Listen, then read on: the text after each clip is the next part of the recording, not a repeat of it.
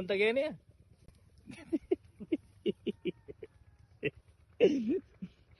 Sasabling ko kami dito sa ano, pinagmamalaki daw isda ho to. 345, 2345. Nadalang lang yung lima.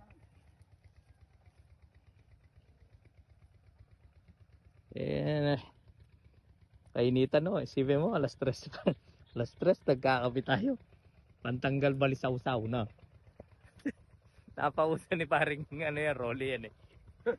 Nagsasampling ng kainitan.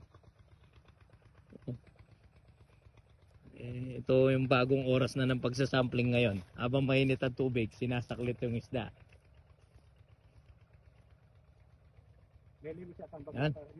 Yung lugar dito, dati maraming digot yan dahil sa sipag nung nag-aalaga dyan. Nalinis. Okay.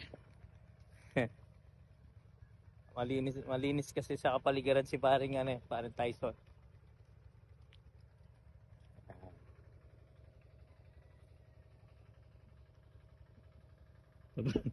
Gusto mo yan, isipin mo.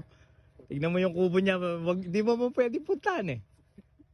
Kanyang kalinis yung ano? Parang dito siya nagtatago pag ayaw niya makakita ng tao. Pare.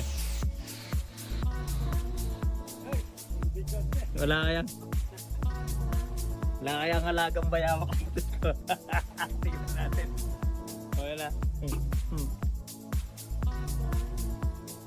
Okay. Tingnan na, hintayin lang muna natin si Paring Tyson.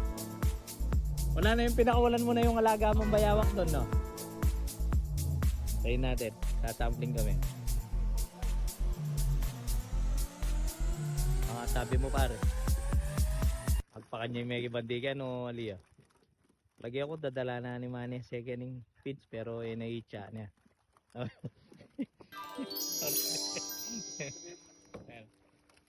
Yan.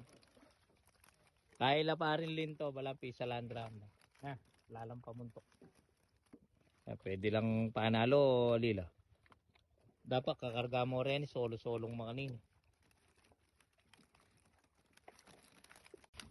Dahan-dahan lang oh. Ayun. Yan, pinawalan na ho yung ano. Pero parin lupang makapal na rin eh. Ne.